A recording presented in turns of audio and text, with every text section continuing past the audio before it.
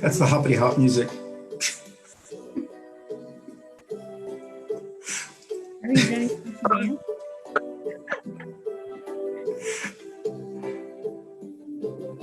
Well, I couldn't hear her, but thank you, Jenny. Alexa, stop. I keep asking you if you can hear me or not. I could before. Now I okay. We'll act like the music's on. Start all over, Jenny. Start up. Okay. Yes. Good morning, everybody. It's May 20th, and we have coffee and Dulce going on. Good morning, Christian. How are you? I'm doing wonderful. Jenny-Jaymes Gunn, our eye candy and weather lady. Welcome. Thank you, everyone, for joining us. And guess who's coming in? Well, let's guess. Mama Ruth. Let's see. We'll find out in just a second. Oh, there she is. Yay! I guess I should unmute her. What do you think?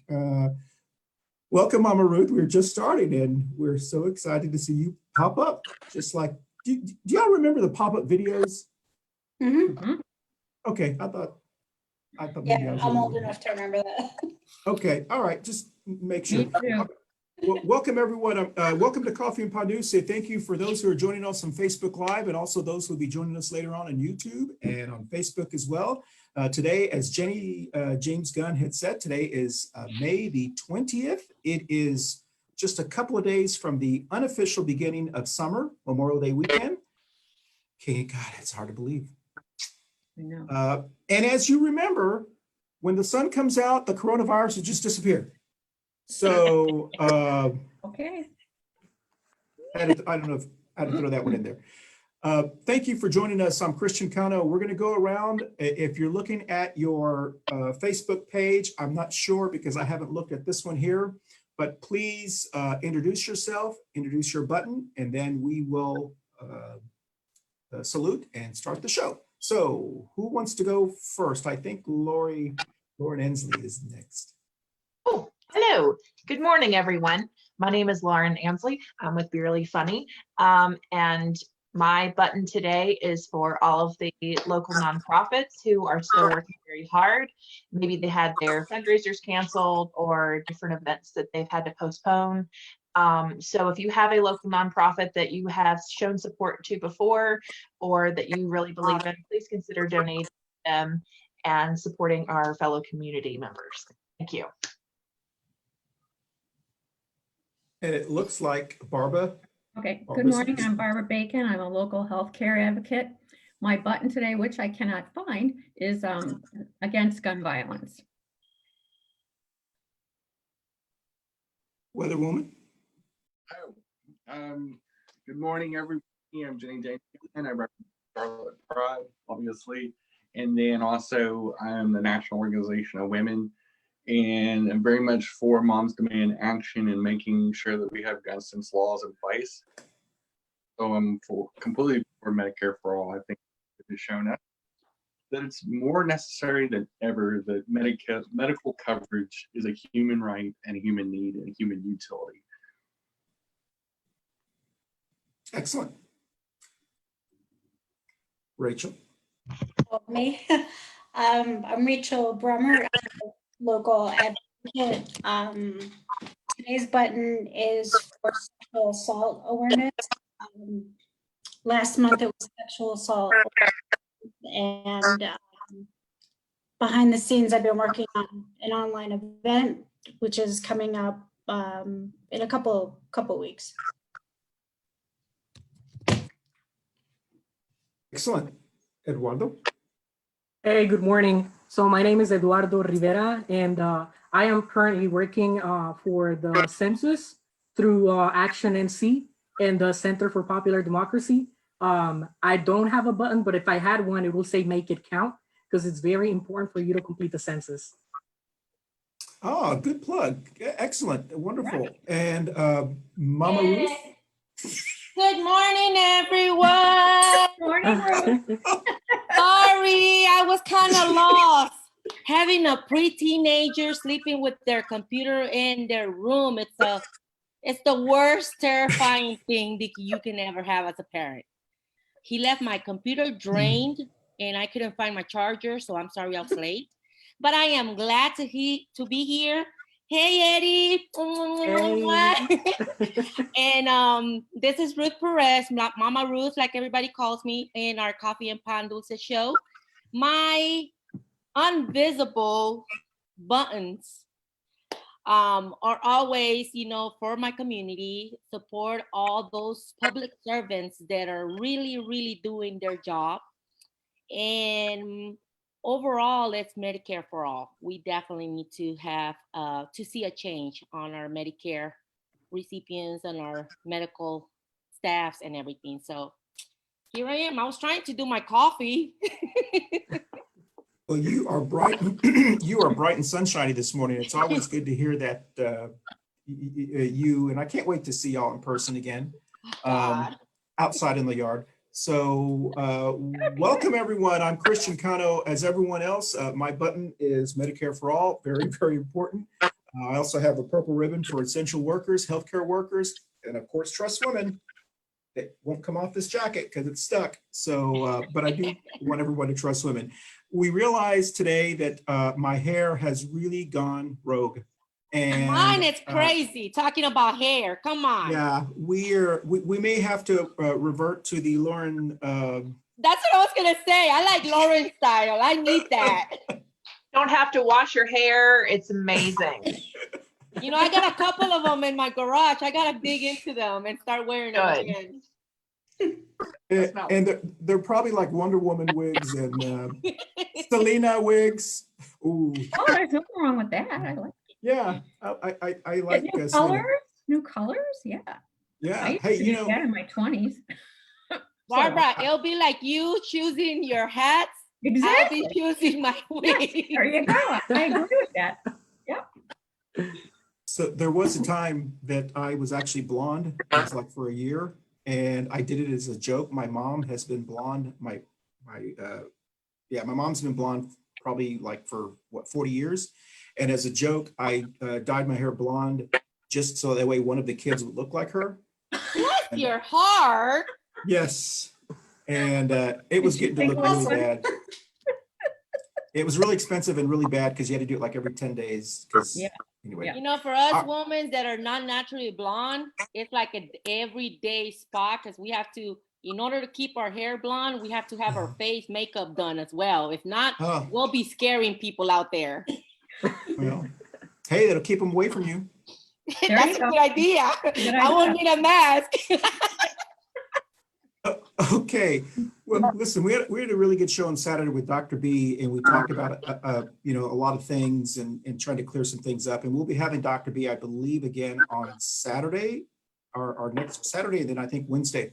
There's a lot of questions I think we have as we go into phase 2. But before we can go phase 2, today we are actually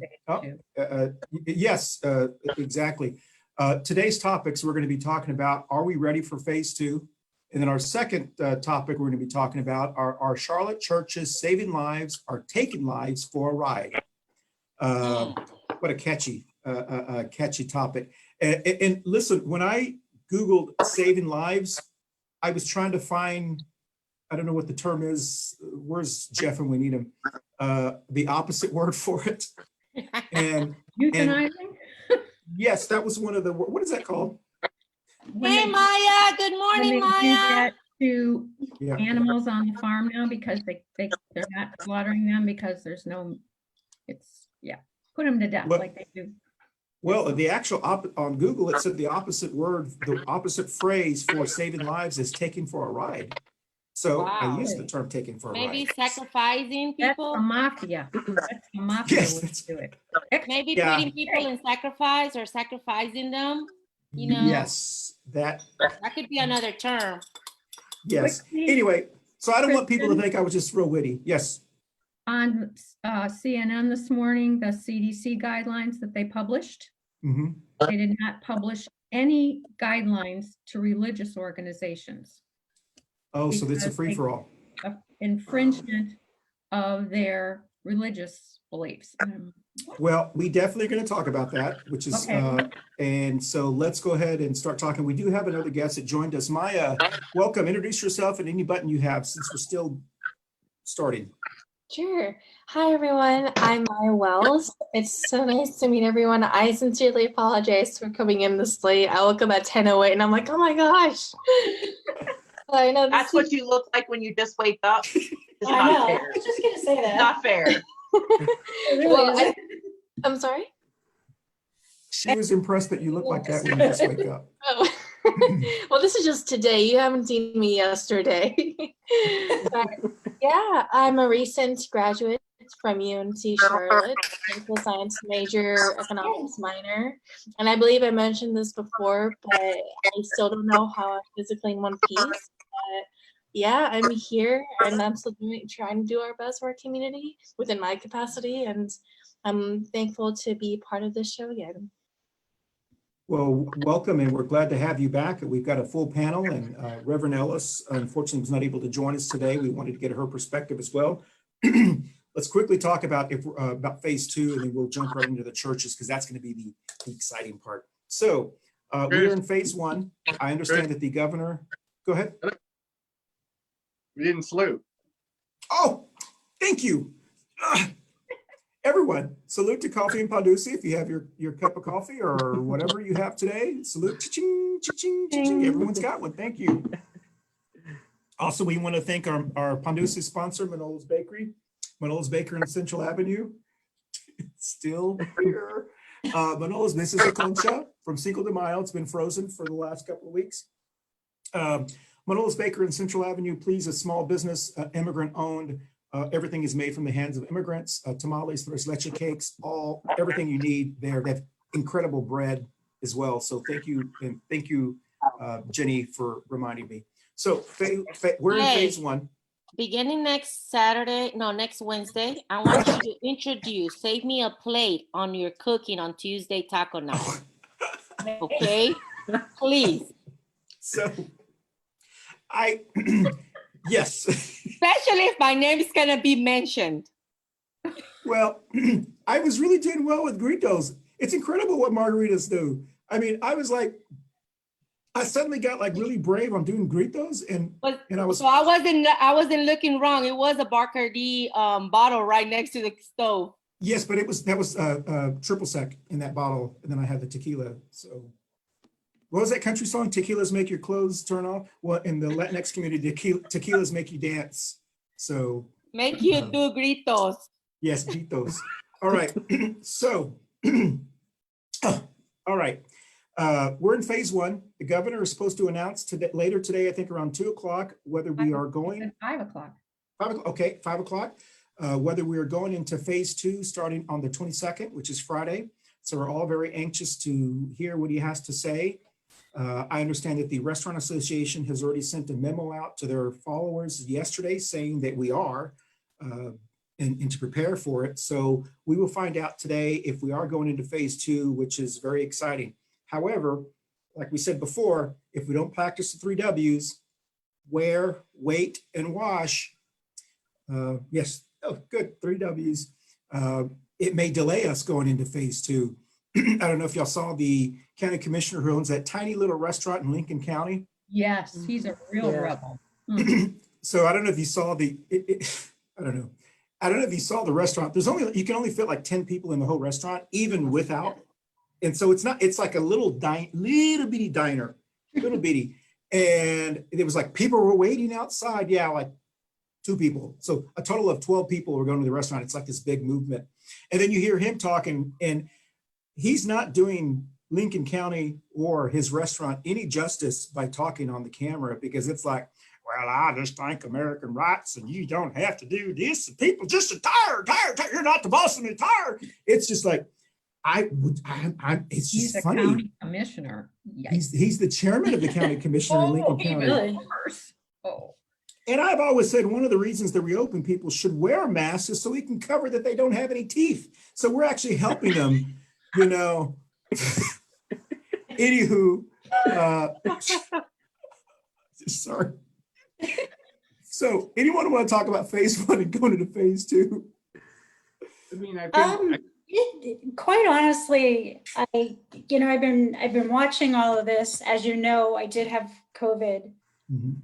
and it pisses me off to no end when people say, well, it's my right to not wear a mask. And it's my right to live. It's my right to be healthy. And the self-centeredness of the whole thing just really kind of irritates me. And it really got to me last night. Like I found myself getting actually angry at some of the stuff that I saw on Facebook. We are not ready to go to phase 2 just yet. We don't have a decline in testing.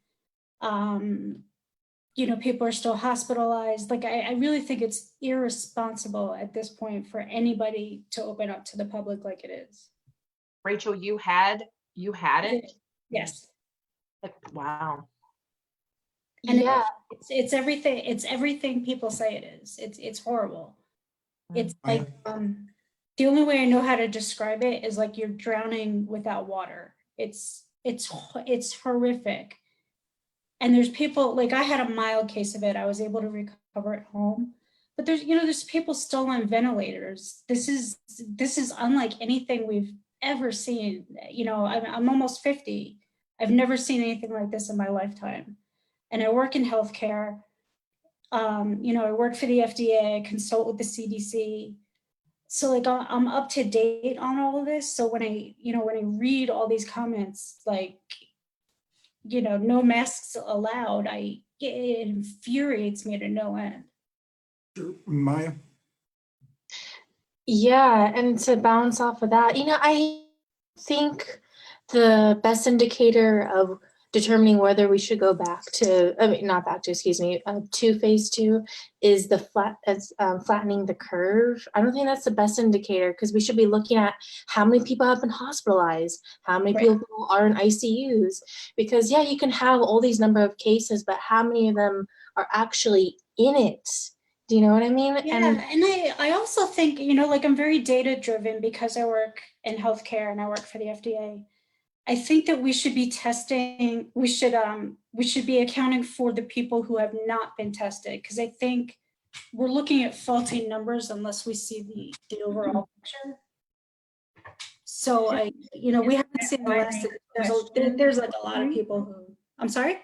Sure, Rachel, Jenny. isn't that why last week they questioned the way Gibby and some of the other people that are our medical HHS support people, that they weren't using the modeling correctly? And I never really heard their response to that, but I don't think there was one. oh, they had a press conference, but Oh, did they? Okay, I missed that. They didn't I am a news junkie, so I just Yeah. I have to turn it off after a while. But What did it say? How the modeling fluctuates because of all these different occurrences. What I find difficult to understand, because I watch the numbers for North Carolina and South Carolina every day. My boyfriend lives in South Carolina and I haven't seen him for 2 months, but that's the point. They don't delineate between how many more, because they're testing more. They just give you a number of how many have it. So we can't tell as residents whether our numbers are going up just because they're testing more or because of what. And other states do a better job. Actually, South Carolina does a better job. They give you a lot more reporting. And I think New York with Governor Cano was the ultimate of exceeding their numbers. So, and I mean, I totally understand why, but I'm baffled. I don't know. I really don't know where we are.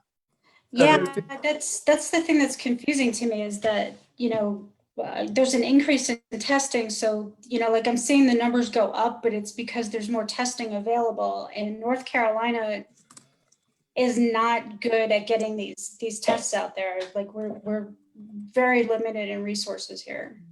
Yeah, like we're not New York and California. Unfortunately, we don't have that kind of GDP. And, there's a part of me that there is that me that empathizes with people who need to get back to their business.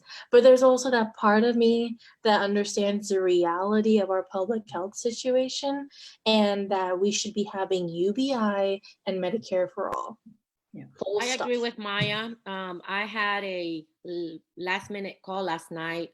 One of my pastors, closest pastor in Raleigh, his father passed away yesterday at 2:45 after 22 days being in a ventilator. But on Sunday, his brother-in-law passed away just with a week in the hospital. So, and then he's recovering. This pastor is recovering from COVID, and his wife was also infected, and she's also recovering. He thought he was going to lose her. So I think, and I was talking to him, and I think that yes, I agree that a lot of our small businesses need to make and generate money because that's what they live out of. But we're not going to put our people's life in risk for the money, and we should hold off on moving forward for right now. Not everybody's being tested. I just had a text this morning with the Latino community. This guy is concerned that one of our tortillera, or it's like a butcher's market, they had to close down because their employee was infected. We have another one that are doing parties, private parties over the weekends, and he's infected, and they want to know, they're asking me if that's against the law because he's infecting others.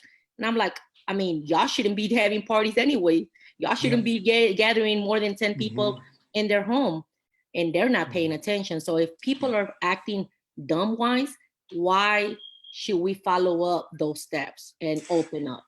Let's let Jenny jump in, and then Eduardo and Lauren, if you have any comments. Jenny? And I do think it started at the very top. We never developed a national standard for anything. And you look at all 50 states on how they have 50 different plans. And so that trickles down from the state level. And then every state has kind of been afraid to crack down on non-conforming counties and local authorities. And when you do that, and when you don't have clear leadership from the top, this is what you're seeing is a very helter-skelter message.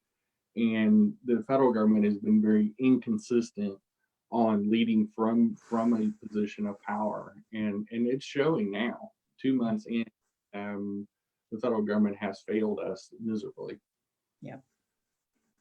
Yeah, no, and I just wanted to say that I don't think we're ready for it. We're the county with the highest with infections. North Carolina and South Carolina as well, if you look at it that way. I just wanted to piggyback on Rachel and what she went through, and it also makes me mad because some people, sometimes they say, well, some people comment online and they say that they don't believe that that's real or whatever. But I have an aunt in Spain who had COVID. She was hospitalized for a month and a half. And after, and she got tested again, and then it came back that she was positive again. So she was after she left the hospital, she was placed in they have it's kind of like an apartment complex where people who are still positive are recovering. So she was placed there for another 2 weeks to get tested after that and see if she would be if her test would come back negative.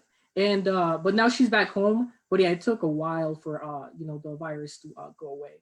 And I just don't think we're ready. My brother also in New York, he came back positive with the virus, and since the hospitals were overcrowded and they couldn't see any patients, they just told him that he had to write it out at home. And it's pretty hard. So.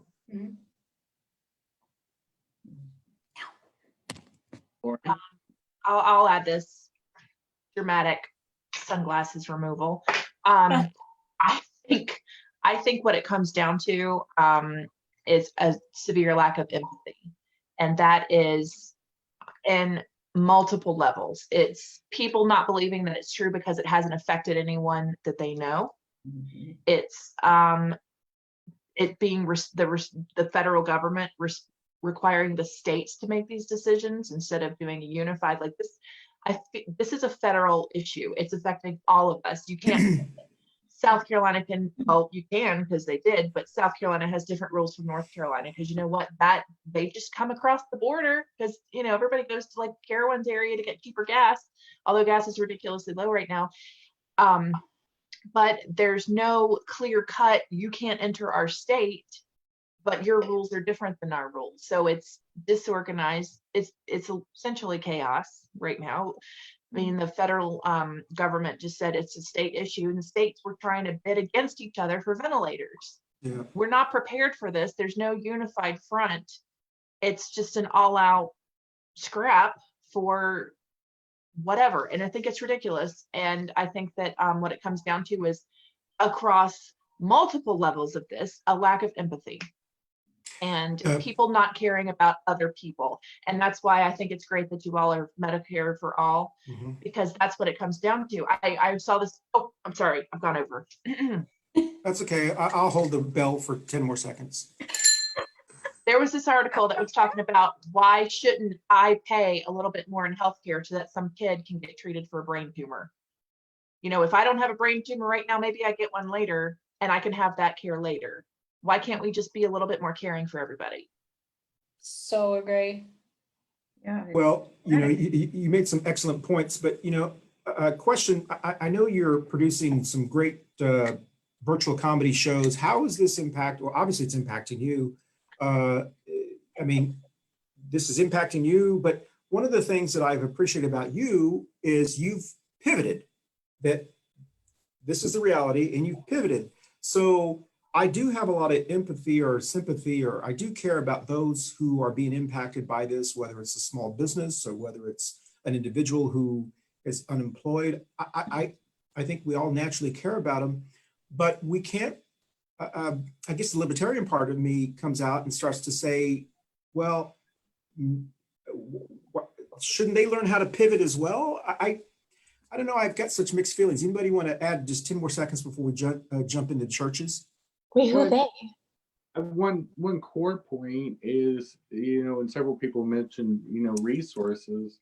Again, you know, coming into an election year, this is one of the things that we need to have a national discussion. That's Republicans, Libertarians, Democrats, the Green Party, is where we need to have an all-inclusive discussion well, and say, what resources do we have, and how do we make this make sense when we're going to face more 21st century pandemics and climate crises, and make sure that we have a cohesive disaster plan. You know, just ask Puerto Rico how that feels. So I mean, you know, we are not ready for mass pandemics, mass disasters, mass issues, and this is just the beginning. I don't think, you know, not only are we not out of the COVID shadow, but I think you see SARS-like diseases coming out of different places. Maya, did you want to jump in real quickly, Maya, before we go to churches?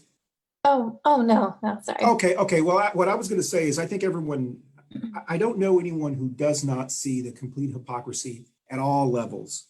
The complete hypocrisy of a president whose baby is over there in the corner, baby Trump Pinata is here watching, maybe he'll take it home with him, of a president who says, I don't want you to cross the borders, this, but yet he wants states to like South Carolina, wants North Carolina Clinians to cross the border into South Carolina.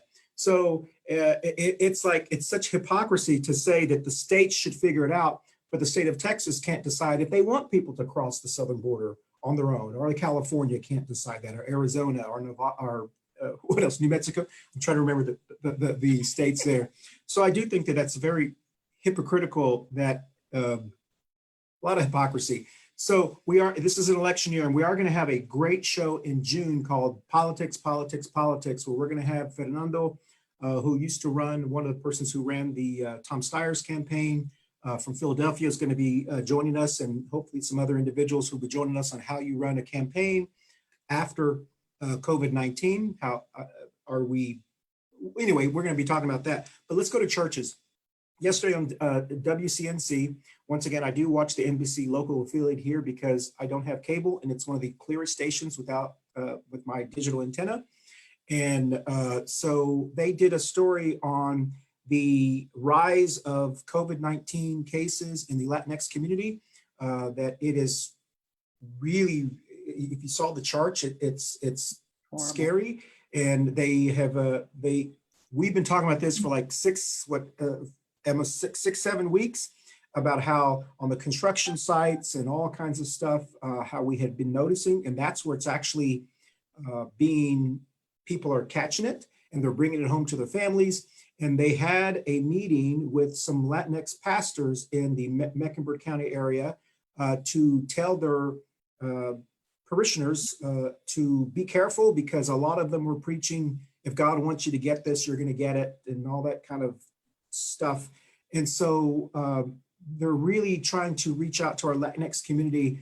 They're trying to reach out to the Latinx community so much that you haven't heard the mayor say one thing about it. That's how important this is. And so let's go to churches, because churches are very influential in many communities.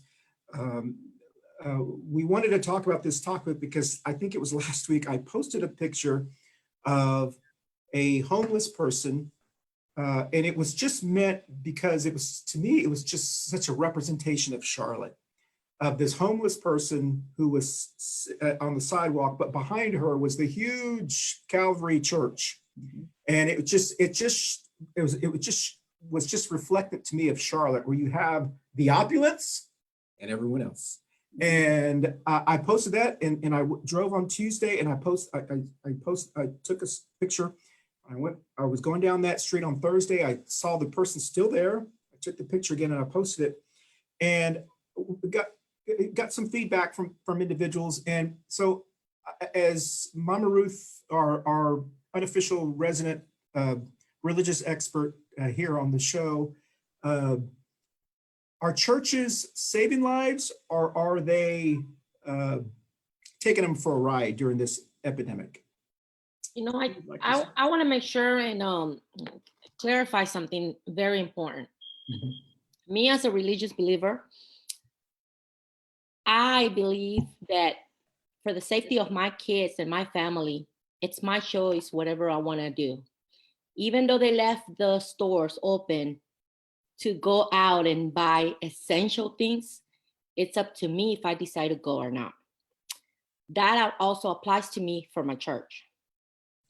Even though if churches are still open, some of them, you know, they got the approval and everything, I respect, but the majority of them are deciding not to open yet, because they feel that they have to have their own safety. However, there might be some, like any other organizations, churches that are more ambitious for the money wise, that don't care if families get COVID, but as long as they're in attendance, and they require to have attendance in order to get paid, because they're under an organization. Yeah. So that's a pretty thin line topic that I personally don't like to kind of discuss, because that's something personal for me. Sure. If I decide to go to a church, and that is my church was open, but we're still taking a lot of measures. We are having social distancing. We're not allowed to have contact like before. You know, you go sit 6 foot away, another family, and we're up to probably no less than 10 people, because that's what we decide. And we've been taking turns also on prayer nights. Not everybody can show up for prayer night.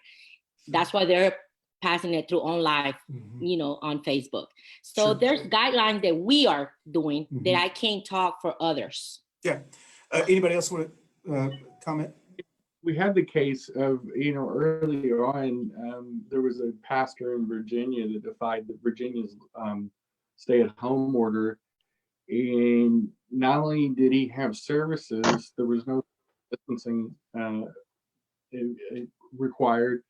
He came down with it. His entire family came down, and he passed away. Yeah, he passed away. And, you know, because churches and church services, and I grew up in a religious household, you know, it's such a social thing. It's you know, you have a lot of people of like-mindedness that want to come together and they want to worship, and I do empathize with people that have that belief system, and it's such core to their identity. Just me being trained for my identity, but at the same time, I think a church that does not obey the social distancing guidelines and the 3 W's and packs in 50, 60, 100 people, there is no way to guarantee people's safety. if you're putting 50 to 100 people in a worship hall. Sorry to interrupt you, Jenny, but does that go to the point where Barbara had told us earlier that the CDC guidance that just came out does not include guidance for churches? Yeah.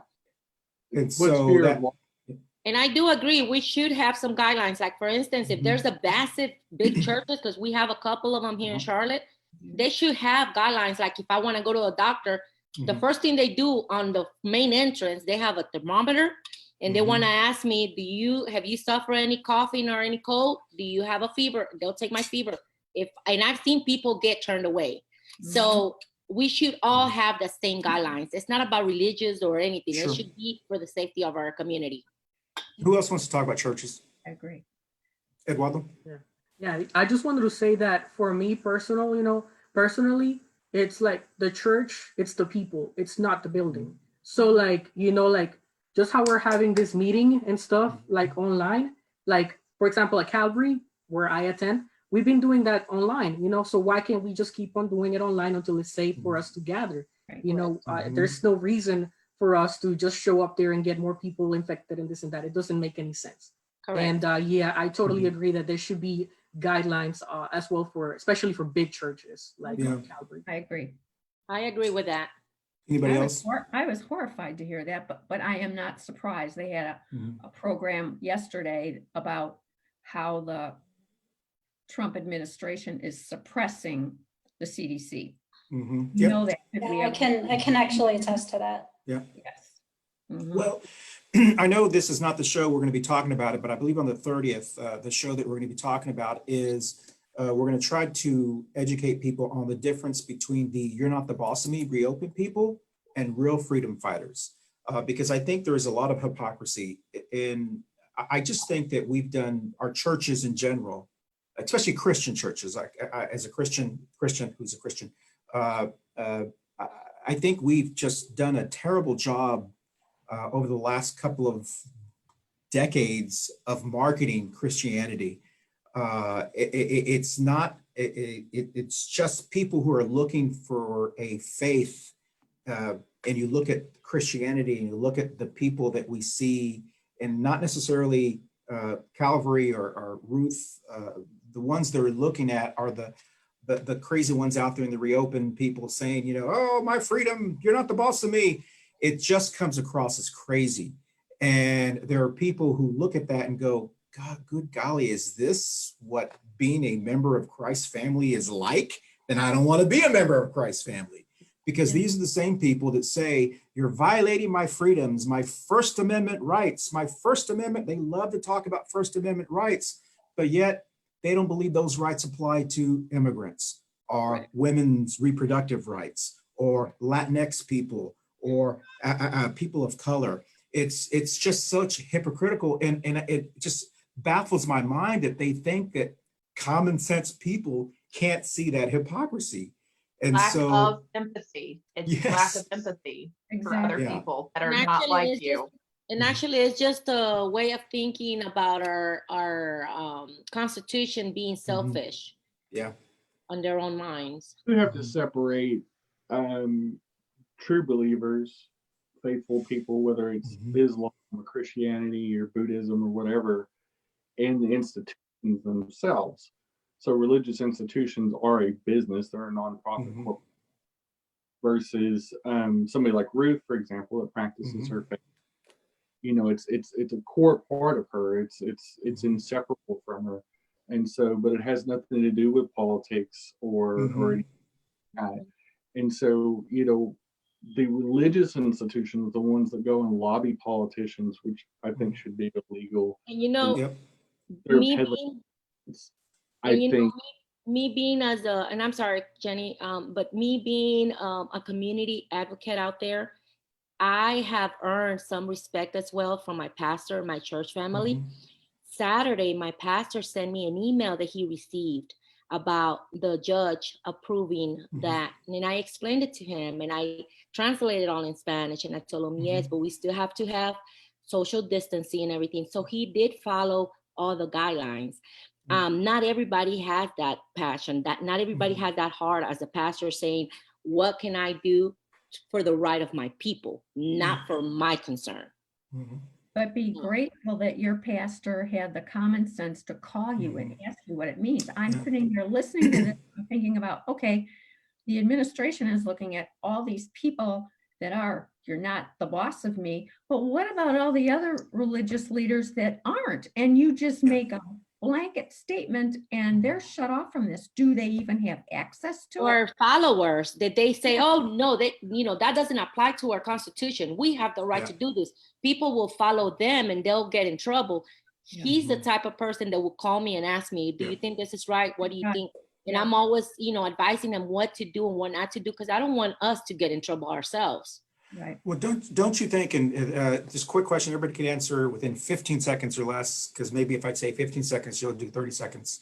So don't you think that because the reason we have seatbelt laws, we talked about this last week, the reason we have seatbelt laws, the reason we require everyone to have auto insurance, the reason we require certain things is because we know not everyone's going to do it. And if we believe in the honor system, we wouldn't have stoplights, stop signs. We just go, okay, please stop. We know that 99.9% of the churches and pastors, I'd say about 70, but 99.9% of the churches and pastors are rational, responsible adults and human beings. It's the crazy ones that we have to protect ourselves from. The ones that go to Jonestown and drink the Kool-Aid, the ones that do the snake things, I don't know anything about that. But anyway, so don't you think that because we're not assured that everyone's like Ruth or Eduardo or other people of faith, that we have to protect ourselves as a community and either require everyone to wear a mask in Mecklenburg County or something, because not every, I don't know how we can, I mean, I understand we need to protect people's freedoms. And if you want to be you're not the boss of me kind of person, that's wonderful. That's great. If that's what passion you have, instead of putting your energy towards making sure your kid has a great education or getting your teeth fixed or whatever the situation is, do it.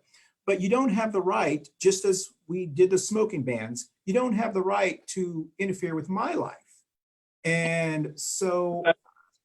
That's Go a ahead, good Jenny. analogy, smoking and health. It's exactly the same thing, except the death from smoking takes a lot longer. The virus can kill you in a few days if you've got underlying conditions. So Jenny, 15 seconds, Jenny. I'm going to just say real fast, that's the key. If we'd had that type of mindset from the very, very top and just said, this is a public health thing, first and foremost, get politics out of it. And the president would have looked at the Democrats in Congress and just said, we need to figure this out, and we need to figure it out fast because it's a national security thing and it's a public health thing. Let's do what it takes to beat this, period. And then we would be in this mess. Who else wants to jump in? Maya? Eduardo?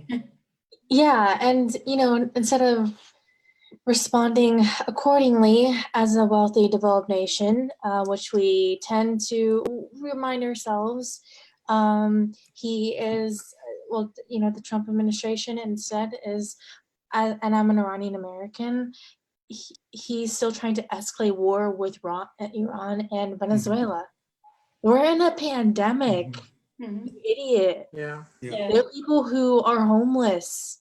There are people who don't know how they're going to pay their rent. There are, landlords using sex in exchange of paying for rent. We need to do something about that, holding them accountable. And we have a prison population who are vulnerable to this. Like, focus on what's going on here, but no, because he gets his news from Fox News and surrounds himself with I just want to say two things. The first thing is, as a personally being a Christian and stuff, as a religious leader, you shouldn't be out there, complaining about reopening and this and that.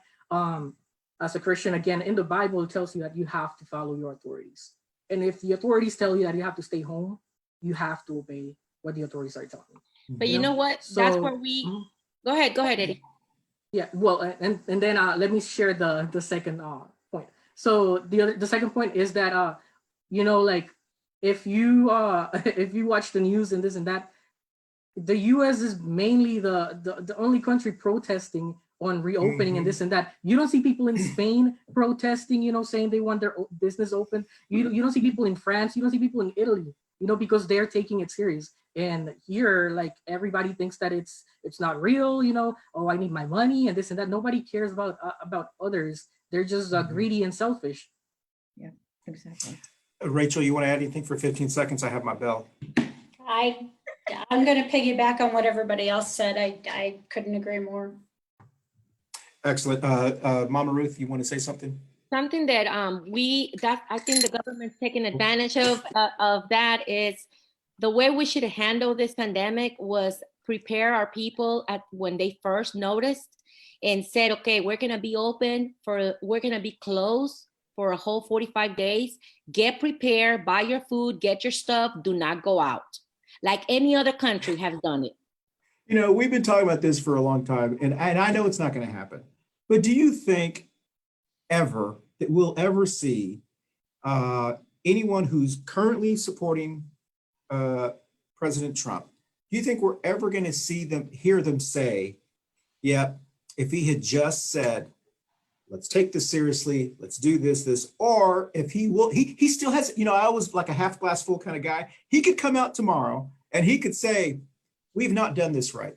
Well, 3 weeks ago, he was not believing in pandemic, and now he's taking some medications But what's so crazy is if he came out today and said, we're going to do better, we're going to do right, everyone can't get tested, we're behind in testing, and I made a mistake. I followed the guidance. He can pivot all he wants to. If he would get elected instantly, because people would go, he's a human being. Finally. Yeah, the problem is he will never say that. And that's what's so frustrating is all of us are required to do that in our jobs. Even if we don't think we made a mistake. I'm sorry. Just out of decency. Accountability. But you know what? That's like having a stubborn dad or a lack of fatherhood at home. They will not do the right thing, and their kids have to come up with their own selves, taking care of their own because their father don't listen. So that's what we're going and we're facing in the US. But Mama Ruth, this is what's so scary is a lot of the people that we may know who are still very passionate supporters of President Trump.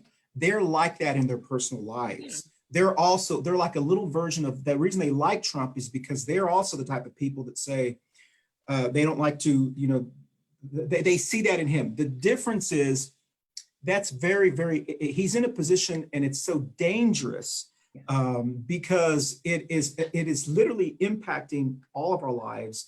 Jenny has talked about this. The decisions has made life and death decisions for LGBTQ members, immigrants, people of color.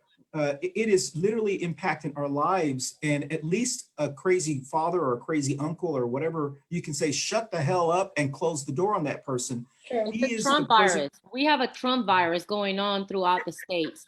Don't panic and don't surprise yourself with Mayor Lyles coming out. I think I shared with you something about that. Yeah. Supporting and changing her mentality into the RNC. So it's just a virus. Just the same way we're having that pandemic, we have the virus of Trump going on. Mm-hmm. But I really want to, and I think this divide, the self-inflicted wound that as a nation, we need to get away from this rhetoric. If we're ever to move forward as a people and be sustainable, which I'm not 100% sure the United States is, but let's go with the idea that it is. I truly believe that we have to have a true national debate about how to unify this country.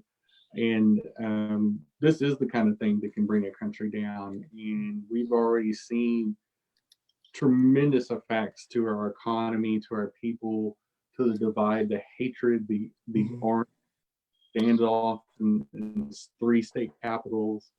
Civil war with less. And it's need to prevail. I think we need to discuss this only as a public health problem and a national problem in our country. Do you ever wonder if it wasn't an election year, where we'd be? I just can't help Yeah. but think that when I go to sleep at night, maybe if there wasn't an election, it would have been a little bit different and maybe a little more focused, but because all he cares, he's a narcissist, you guys. All Yeah. he cares about Well, is and- getting reelected. yeah. And Well, that's- and no, Barbara, it's and Jenny, I understand what you're saying, and I wish we lived in a world or in an America where we could sing Kumbaya and we could do that. I really wish, I think we all wish we did that. But the reality is there are a group of individuals that are so afraid that their way of life is changing forever, and they know they've only got a couple more years of Mayberry, and they see those brown people, they see those LGBTQ people, they see those Black people, and they know the world is changing, and there's nowhere else to go. You can go to South Carolina, I guess if they want to go to Mississippi, Alabama, or whatever. In North Carolina, they know that that world is changing, and they're going to do everything they can to hang on to as much as they can. They're not going to come together. They're not going to sit at a table with you and say, let's hug. They're not going to do that. So to your point, we only have two options. We can either move them aside and try to move forward, and maybe try to get the other people, if that's what you're talking about. But we're never going to convince those diehard individuals that change is okay for you. They are going to fight until the end. And they're telling us, what is it that Maya Angelou says? When someone tells you who they are, believe them. I mean, they're telling us we are not going to go down easy. We are not going to do that.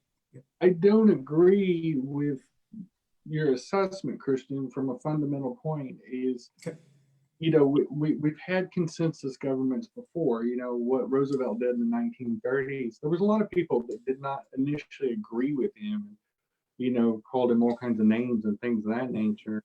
But he was proven to be right because he sat down and reached across the aisle and really worked for a cohesive government. And two, the second most important point, he made his case for infrastructure, for doing the right things. He sat down and did the fireside chats and inspired people to do that. No, I understand what you're saying, but I'm not sure what that has to do with Trump. Well, I mean, from the fact that that Trump is coming up for a job review in November, and that's not that far away. That's 6 months away.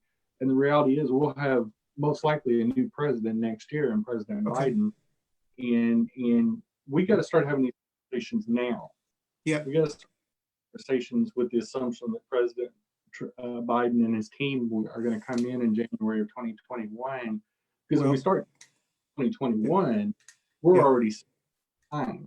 No, I completely agree with you. I understand that, and I think obviously we're neighbors, and we.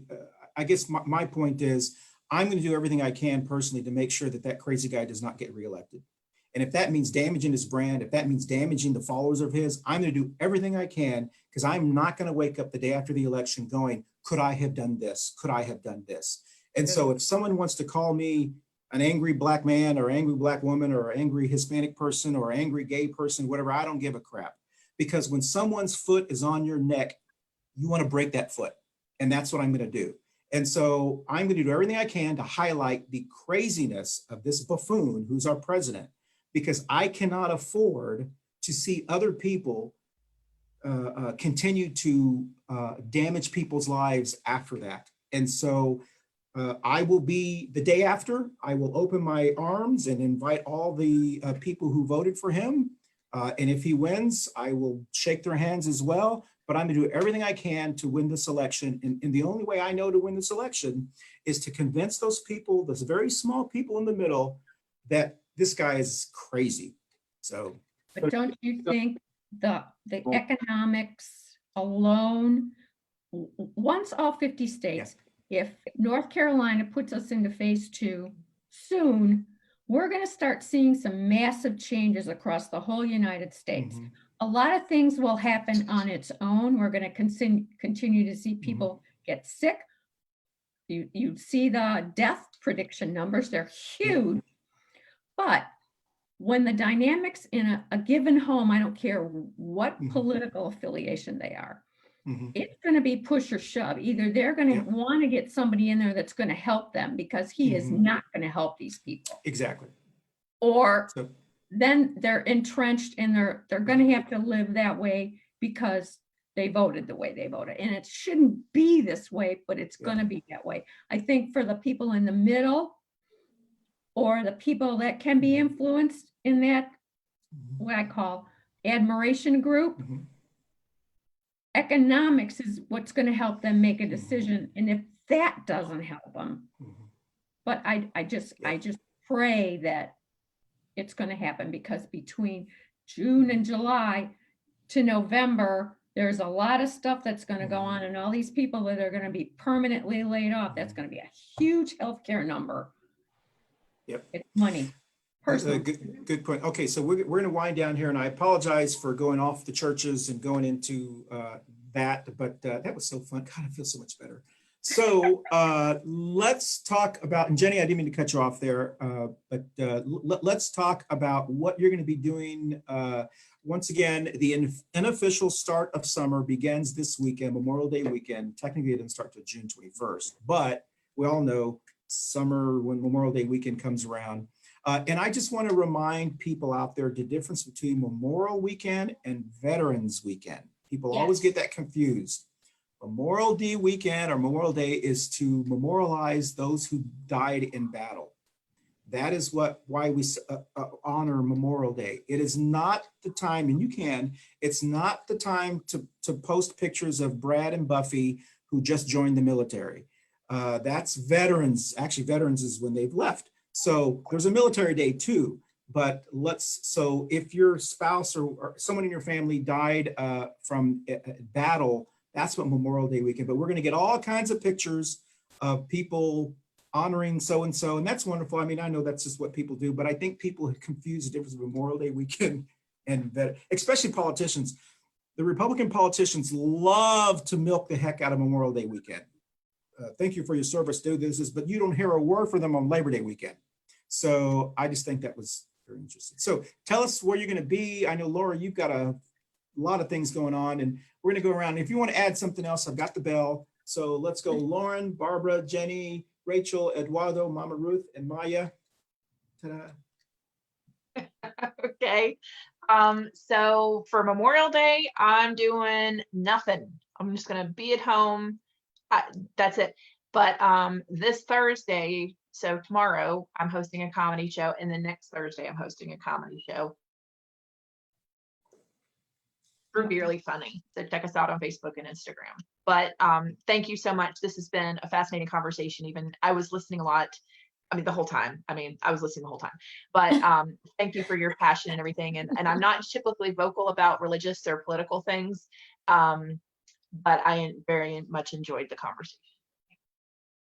Stay safe, everybody. Wear your face mask, please. Thanks.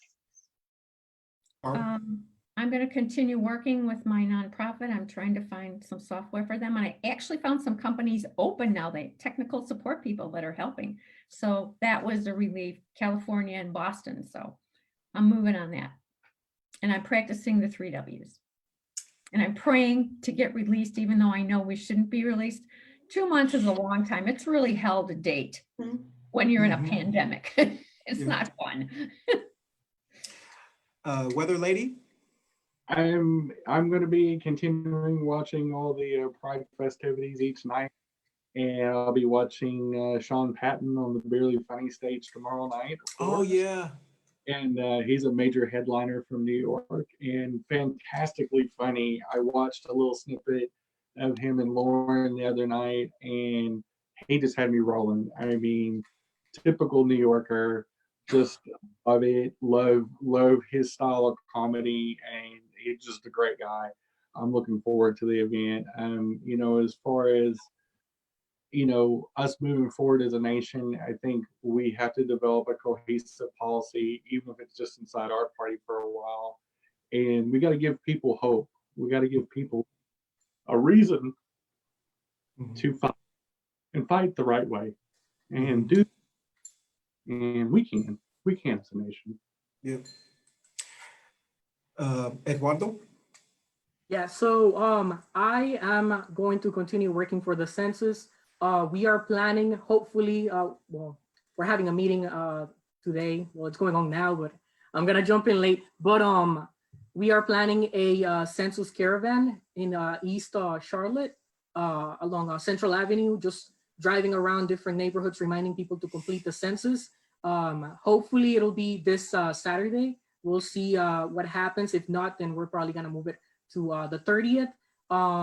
If you guys haven't completed the census, again, make sure that you do. You can go to my2020census.gov, and you can also follow us on Instagram at ActionNC Censo 2020. Good job. Rachel. I forgot. Rachel. You skipped Forgot Rachel. about me. Yes. I'm doing nothing for the next couple of days. I'm filming for a brand new documentary that I signed papers for yesterday. And I'm gonna be, oh, my birthday is on the 27th. Yes, yes, we yes, don't forget that. Making a big deal about that. Oh, we will. You'll be back on the show that day, I think, right? So Yes. yes, all right, excellent. I believe I messed up my screens here. Is it Maya or Mama Ruth? No, you can do Maya and then I'll be Okay. back. Okay, Maya. Yeah, so I will, I'm an active member of the People's Power Movement. And so we are working on a huge national project with Chris Smalls. He's the former Amazon employee that was basically fired for fighting for workers' rights. So I'll be working with him and other awesome people across the country on the national mutual aid. And you know, I'll be questioning, you know, Memorial Day and Veterans Day as we have homeless veterans and our healthcare system. So I'll be questioning that, and otherwise, that's it. Thank you. Awesome. Well, I love to be the last one. First of all, everyone, today for our Latino community, the Latin American Coalition has, and Novan has partnered from 1 to 3.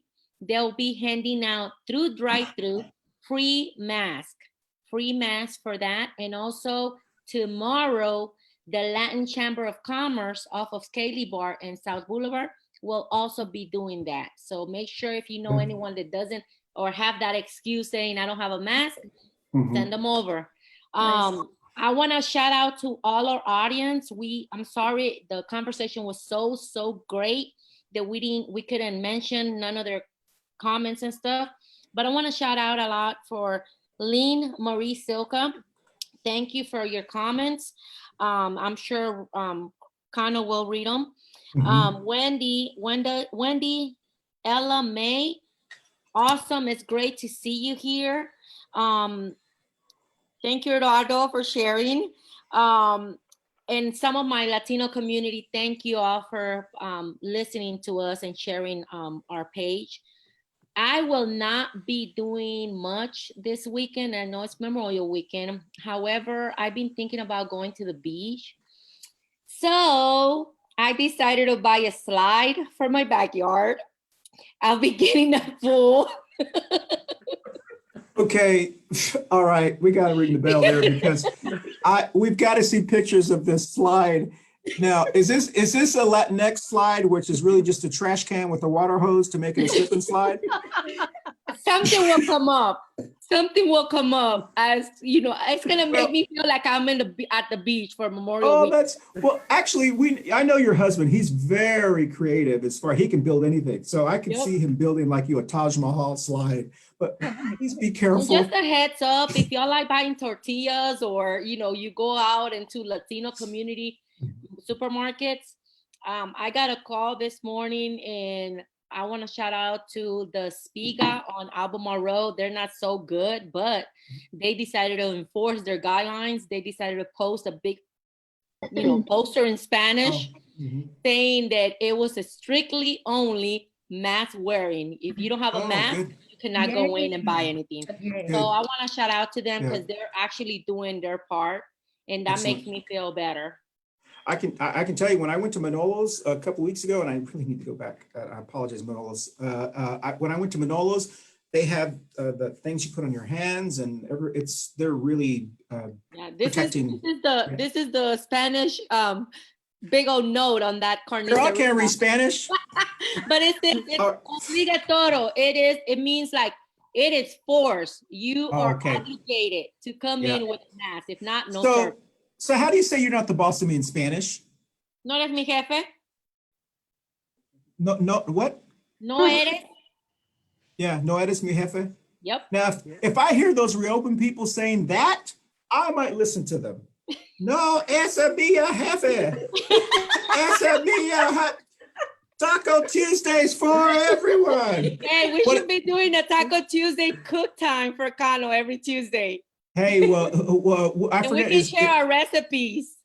What is that comedian? The Hispanic. It's not George Lopez. One of the Hispanic comedians, Lauren. You may know this. One of the Hispanic comedians jokes about how the racist people talk about send them back, but let's eat our tacos. You know, let's eat. You know, it's just like what? Okay, we're gonna take our food with us. You're just gonna eat bland.